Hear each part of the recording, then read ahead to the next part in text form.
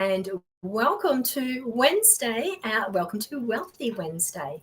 Right, today we are going to be talking about stress and how stress is actually stopping you from being where you want to be. Okay, we all know that money stress is one of the biggest causes of anxiety. When you're stressed, though, your brain shifts into survival mode. Okay. And when you're in that survival mode, it makes it harder for you to think long term. It makes it harder for you to see opportunities that are right in front of your face. And it also makes it hard for you to make smart financial decisions, because what happens in your brain when you're stressed, when you're highly emotional, all the lights in the front turn off. This is where we make these smart, logical, strategic decisions. This is our thinking brain part here, okay? When you're stressed, the lights turn off and they turn on in the back of your head. And this is why you can hear people, or you might have even said it yourself, I'm so angry I can't even think straight, because your brain has actually shut down the thinking part, okay? So when you're in when you're in that sort of survival mode, this is the fight or flight mode, right?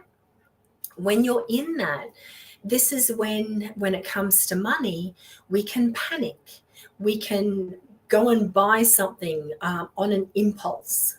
Okay, don't really need it, but there's that whole, oh my god, I have to get it now sort of thing. Or conversely, if you've been watching what's happening with Bitcoin, it's been going up and down, and it's come back up again. But when it drops down, when you're in that survival panicky mode, that's where people go, oh, holy crap, it's going down, I need to sell. And that's when people lose money, right? So that panic or those impulse buying or selling cannot be great, okay? It also causes you to avoid looking at money altogether, because it's too much. You can get overwhelmed. And then we can get stuck in these same patterns of not doing things, or even in the whole panic buying and selling sort of stuff. We get stuck in those patterns because it feels safer. It's like better the devil you know sort of thing, okay? You may not like it, however, it's what you know, it's comfortable and it feels safer, because your unconscious mind, it's designed to move you towards pleasure and away from pain, but sometimes it has to move you away or towards the lesser of two pains. So if staying stuck where you are, knowing that it's not great, however, it's what I'm used to, that pain is less than the pain or the perceived pain or the risk of going into the unknown or doing things that could make you feel worse, okay? So this is part of why we stay stuck. All right. So science has they've done studies, and it shows how stress is literally shrinking your problem solving ability. All right. It makes it harder to see any creative financial solutions. All right. So that's what I was saying before, the lights turn off and we get this tunnel vision, where we can't see anything that's sitting, it could be sitting right here, but we can't see it because we're so caught up in this. And this is where having that scarcity mindset versus the abundant mindset, it affects what we think and what we say. All right. This chronic stress convinces your brain that there's never enough. So it keeps you stuck in a cycle of lack.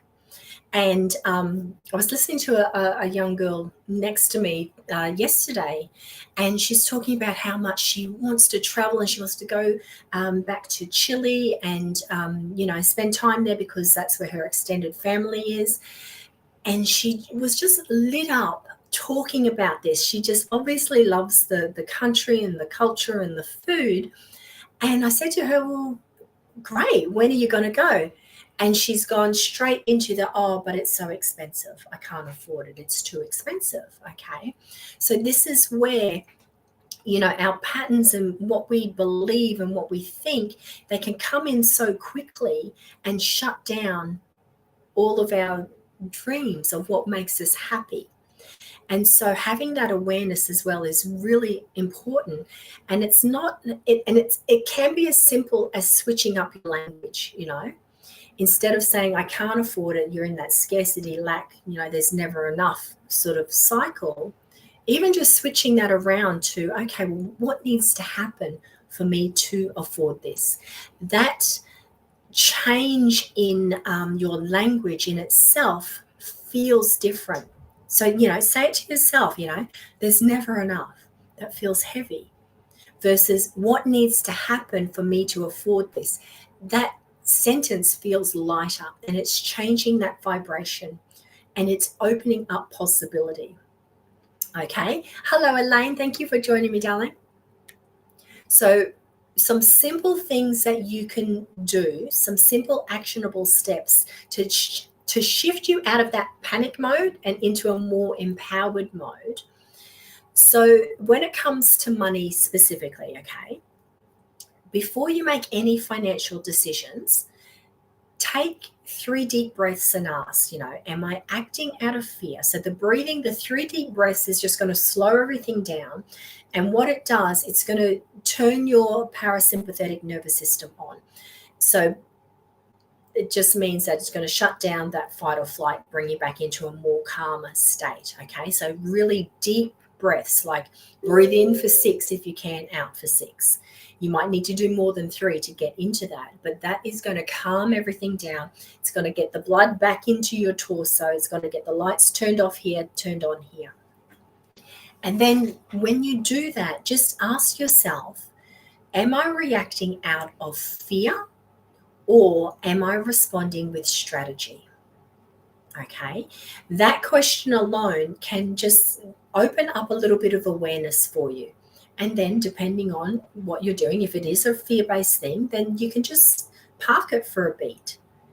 Okay, and then think of, okay, well, what is my long-term goal here with this thing that I'm looking at, and what is the best way for me to get there? Okay, these questions that you ask yourself that start with what needs to happen, what needs to change, or that sort of question is better than the why. Don't go into the why mode, because why will take you down a deep dark tunnel, okay, or feeling even worse, more despair. Okay, so when you're doing that, and just have a look at the thing that you were going to buy. If it's an impulse buy, just take a breath and say, do I actually really need this? Take a pause, give yourself time, an hour, 24 hours, it doesn't matter. Give yourself that little bit of time to think, okay, well, is buying this going to get me towards my goals? So for me, at this stage in life where I am, 2025 is all about buying assets, building assets that are going to serve me as we get older and move into that retirement, okay? Because I want to have a nice retirement. I want to have lots of money to be able to go where I want to go, eat what I want to eat, and do the things that I want to do, okay? So when I'm talking about taking this pause and thinking, do I actually need this thing? And if I want it and need it are different things. My filter at the moment is buying this going to move me closer to my retirement goal or further away? And then I weigh it up like that. Okay? Doesn't mean that I deprive myself of things. If I want something, I want something, and that's okay. It's about just taking that little pause and then being okay with the decision that you come to as well. Don't beat yourself up about it, because that's not going to help you. All right. So the same comes to when you are looking at your bills and things, if you tend to avoid them, be aware of that, because you've got this emotional stress going on. How am I going to pay it? What am I going to do? Be aware of that and just sort of give yourself a little bit of breathing space. If I continue to avoid this, what is the next day, month? What's going to be the repercussions of that? Okay. What I was talking about before with the panic selling, when it comes to if you happen to be into Bitcoin or shares or anything like that, that has that volatility. If I panic now and sell, what is going to be the long-term repercussion? So it's about giving yourself that little bit of space to just breathe and then make a decision from a calmer setting, okay? Another thing that you can do, because this is also changing your relationship with money, you want to make you want to associate money with feeling calm, feeling confident, okay? So if you think of money and you feel stressed just hearing the word, or, budget makes you go, or bills or anything like that, if that sort of stuff stresses you out, you need to change how you feel about these different words and how you feel about money, okay? And a way that you can do this is by setting yourself up before you go in. So the law of attraction is all about sort out your vibration first and then take the action, because the vibration that you have going on at that particular moment, when you take action from that vibration, you're going to get things coming back to you that match the vibration, to match how you're feeling. So let me give you an example of this. It's not actually to do with money, but it happened just the other day. I was getting ready and I was all stressed because I said yes to something when I should have said no. So it meant I was pushed for time, and I had to get, I had a shorter amount of time to get ready for the thing that I was going to do. So anyway, I'm cleaning my teeth. I'm thinking, oh my God, I'm going to be late, and I'm all up in my head and stress. Now I've got an electric toothbrush, okay? And I also use a toothpaste that has charcoal in it. So it's black when I'm cleaning my teeth. Now, I've never done this before. I'm all up in my head though, and I've taken the toothbrush I've turned it off and I've taken it out of my mouth. But for some reason, I've turned it on again. Now, I didn't do it on purpose, all right? But this is my point. I'm all stressed. I'm going to be late. This is what I'm thinking. The action that I was doing happened to be cleaning my teeth. I've somehow pressed the button. It's turned on, and this black has just splattered everywhere. It's all over the mirror. It's all over me. It's all over the vanity. It's everywhere. It's like, oh my God, now I have to clean this up. I don't have time for this. So the vibration that I was sending out and the action I was doing caused the vibration to perpetuate. Okay, does that make sense? So when you're bringing it back to topic. So when you're looking at your money, whether you're checking your bank account, whether you're paying a bill or doing anything like that, whether you're sitting down to write a budget, okay, or have a look at where your money is going, if the thought of that makes you feel bleh, do something that feels nice. Okay, now it can be something like lighting a candle, maybe playing some calm music, maybe going into it with, say, taking some deep breaths and feeling calm first. So you don't have to feel ecstatic or anything like that. You just have to feel anything from neutral up is good. Okay, so feeling calm, feeling light, feeling nice. You got some nice music going on. This is to anchor, make a connection. All right, I'm going into this. I'm going to pay this bill. And when you pay the bill, you do it. You say, thanks very much. So grateful I have the money there. So grateful that I have an electricity bill, because it means I can turn a light on. It means I can boil a jug. I can make food. I've got a fridge. There's so many positive things that having an electricity bill actually means, okay? So this is about focusing on those things. And you're going to then create, you've got to keep doing it, you're going to create a positive association with paying your bill, okay? Give yourself a little bit of a high five. You did that right. Now, you can just end it there. If you're still feeling good, then maybe you want to do something else that is associated with money. When it starts to not feel good, that's when you can just stop, go and do something else, but come back to it. Don't avoid coming back to it, okay? What I'm saying here is that changing the way you're coming into the situation of dealing with your money. Okay. All right. Another thing that you can do is do a visualization or imagine yourself in the future. Imagine yourself with the amount of money that you want to be comfortable in your life, that causes you to be stress free. Now, that future you, how does she feel about money? Okay, what habits is she doing? What is she, how is her relationship with money different to what your money is now, your relationship is now? Okay, and then you start embodying that version of her. Okay, this is the whole you've got to believe it before you see it sort of thing. This is what Wayne Dyer bangs on about. And he's not the only one. You've got to feel it first. So a way to do that is to imagine what it will be like in the future when you are financially free, financially secure, whatever that looks like for you. All right, that's all that matters. Don't get into the how's it going to happen.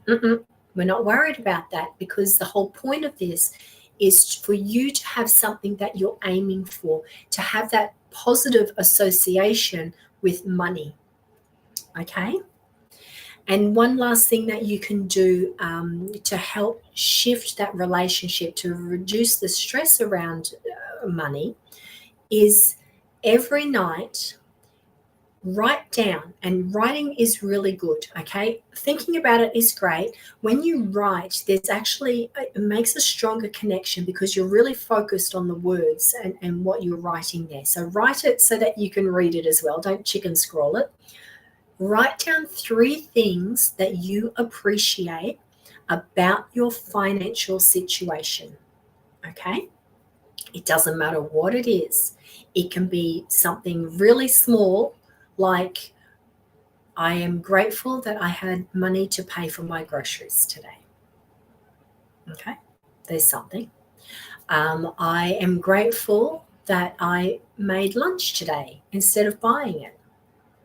Or, I'm really happy that I made lunch today instead of buying it. I'm really happy that I put $20 into my savings account today. Or I set up an auto direct debit so that money just goes into the different accounts automatically. Something that you feel good about. Doesn't matter what words you use. I know I said the gratitude thing. You don't have to say I'm grateful for making lunch. You can say I'm really happy that I did that. It was a good thing. It was a step in the right direction. This is what you are recognizing. Okay, you're recognizing the positive things that you're doing around money, and you're focusing on how it made you feel good. And what that's doing is it's reinforcing that good feeling. It's perpetuating that good feeling so that more good things can come back to keep that good feeling going. And it's also retraining your brain to see the possibility, to see the abundance instead of focusing on the lack or the negatives. Okay? All right. So I'm going to wrap it up now. If money stress has been running the show, excuse me, it's time to take back control. So when you shift out of that survival mode into that wealth building mode, everything is going to change. But you have to be aware first of all, and then you need to take actions to change it.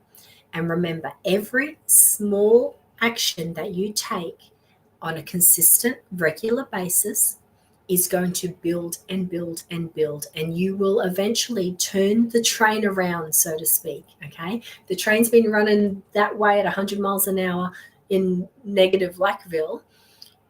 You can't just put the brakes on that and expect it. That's not going to work well.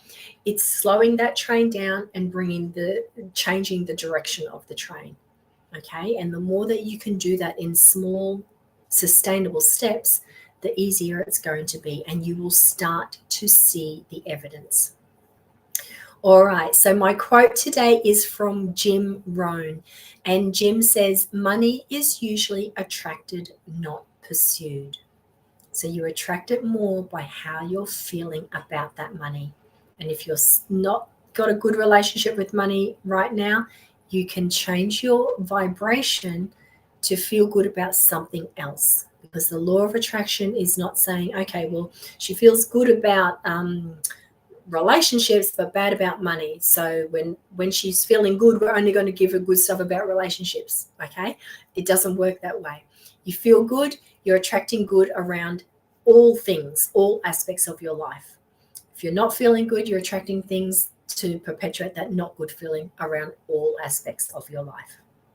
Okay, so my final little comment for you guys: money stress doesn't have to control your future.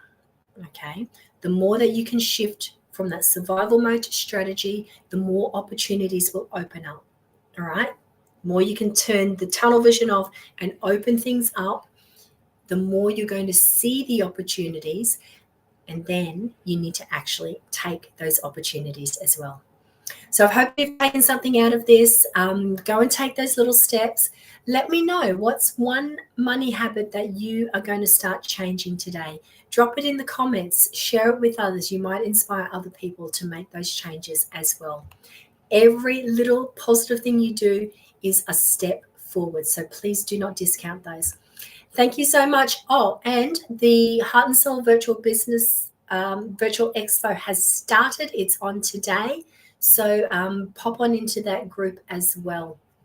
And you're going to be learning lots of things from lots of different people around health, wealth. There's skincare, there's art. Elaine's going to have her beautiful art there.